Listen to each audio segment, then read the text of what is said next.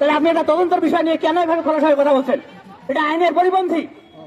তাহলে আপনি সচেতন মানুষ হিসেবে আপনি এই কথা কিভাবে বলেন? আমার বোধগম্য হয় না। আমি চাই হাস্তার বিচার হোক, আপনিও চান, তা আপনি ধরতে ধরেন। আমার আপনি স্ট্যাটিস্টিক দেখেন, এখানে এই থানায় আমি বলেছি 2024 53টা মার্ডার হয়েছে। আপনি দেখেন কোন মার্ডার আনসলভ আছে, সবগুলো আমরা বের করেছি, সবগুলো রহস্য বের করেছি। আপনি ইতিমধ্যে জেনেছেন যে ঈশ্বরদী মার্ডারে আমরা অস্ত্রসহ গ্রেপ্তার করেছি। এটা চলমান প্রক্রিয়া। আপনি চাইলে 1 ঘন্টার মধ্যে সবকিছু করতে পারবেন না। আপনারা দেখেন, আপনার সচেতন মানুষ, আপনি চোখ কান খোলা রেখে আমরা বিবেককে ওপেন রেখে কাজ করেন।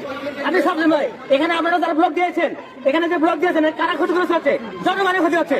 একটা বিষয় জি বলেন। বিষয় হচ্ছে যে আপনাদের যে জেলা পুলিশ সোশ্যাল মিডিয়ায় একটা পেজ আছে, আপনার ওই পেজটা, ওইটা তো মেন পেজ, জেলা পুলিশের মেন পেজ, ওইটা সহ আপনাদের প্রশাসনের যে বিভিন্ন পেজগুলো আছে ওইগুলাতে আমরা বিগত দিনে দেখছি যে কোনো একটা অপরাধীকে অ্যারেস্ট করার সাথে সাথে 1 থেকে 1.5 মিনিটের মধ্যে ওই ছবিটা ফ্লাশ হয়ে যায়। কিন্তু আপনারা এই নভেম্বর মাসে তখন স্পটের আধা ঘন্টার মধ্যে 3টা আসামি আপনি অ্যারেস্ট করলেন। অ্যারেস্ট করার পরে এতদিন হয়ে যাওয়ার পরেও ছবিগুলো কেন প্রকাশ হচ্ছে? আচ্ছা আচ্ছা, ধন্যবাদ ভাই, একটা সুন্দর কথা বলেছে।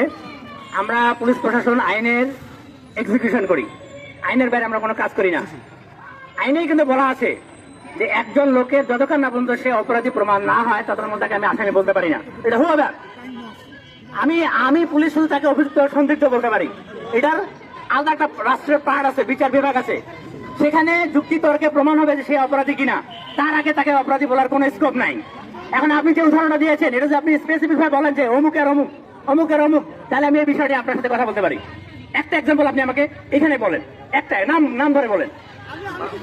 না না বলেন, উনি বলেছেন তো, পাবলিকলি যখন বলবেন আপনাকে পুরোটাই বলতে হবে, কোনো জিনিস আধা আধা বলা যাবে না।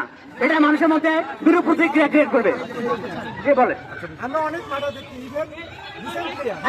আমি ওদের কথা শুনবো, আমি সবার কথাই শুনবো, আপনি নিশ্চিত থাকেন।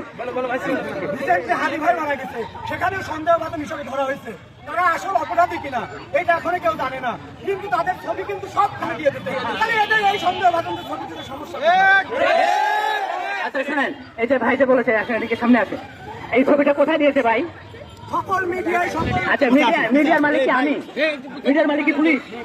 ভাই আমার কথা শুনেন, আপনি ধৈর্য ধরেন, আপনি শান্তভাবে কথা বলেন, আমি আপনার প্রত্যেকটা জবাব দেবো। আমার কথা সব বলবেন, আমি কথাকে ক্লিয়ার করেন, একটা শেষ করে আরেকটা হয়ে যান। আপনি বলেছেন মিডিয়া কি আমি চালাই? মিডিয়া কে চালায়? এক্স্যাক্টলি। আপনি যদি শেয়ার করেন সেটাকে আমি কি বাঁচাতে পারবো? সব দিউ। আমরা আইনের পরিপন্থী, আমরা আইনের লোক হয়, আইনের পরিপন্থী কোনো কাজ করি না, করতেও চাই না। আপনারা আমাদেরকে এই বিষয়ে সহযোগিতা করবেন প্লিজ। আপনারা মানুষকে বিভ্রান্ত করবেন না। আপনি আইন পড়েন, আইন আছে, এটা ওপেনলি দেখেন, গুগলে সার্চ দেন, আপনার আইনের বই আছে, সিআরপি আছে, পিআরবি আছে, আপনি পেনাল কোড আছে, আপনি যান, এভিডেন্স অ্যাক্ট আছে, আপনি এগুলো পড়েন, দেখবেন এখানে স্পষ্ট বলা আছে। এটা হতে পারে, শুনেন, প্রত্যেকটা মানুষের হিউম্যান রাইটস আছে, আপনি হিউম্যান রাইটস ভায়োলেট করতে পারেন না। জি বলেন। আমি বলবো যে কাদের ধরেছেন এখন এই আপনার শহরে অনেকেই তাদের মানে চেহারাই দেখে না। ওইখানে যেমন ধরেন পুলিশ ওদের ধরে রাখতে সেই ছবিটা উঠানো হয়েছে, আমরা চাই আপনি ওদেরকে ধরে রাখেন, আমরা ছবি উঠাই, আমরা সিআরপি সারা পাবনা জানাই দেবো, জানাই দেবো। আচ্ছা ঠিক আছে, তার নাম কি আপনার নাম? আচ্ছা, শাকিল যারা বলেছে আমরা যাদেরকে 3 জনকে অ্যারেস্ট করেছি, উনি জানেন না ওনাকে আমি কবে অ্যারেস্ট করছি? উনি কিন্তু জানে না। আচ্ছা, হাফসা মার্ডার কবে হয়েছে ভাই বলেন? আপনি 40 দিন আগে, আমি 40 দিন আগে তাকে ধরেছি, আমি তাকে 40 দিন আগে ধরেছি, সে এখন জেলের মধ্যে আছে। আপনাকে আমি কিভাবে তার ছবি দেবো? আপনি যে কথাটা বলছেন অযৌক্তিক কথা। আপনারা এই যেভাবে মানুষকে মিসগাইড করছেন এতগুলো লোক, এখানে শুধু আপনি এক শাকিল না, এখানে হাজার হাজার শাকিল আছে। আপনার এই মেসেজটা ভিন্ন হয়ে যাচ্ছে, হাজার হাজার লোক, হাজার হাজার যাচ্ছে।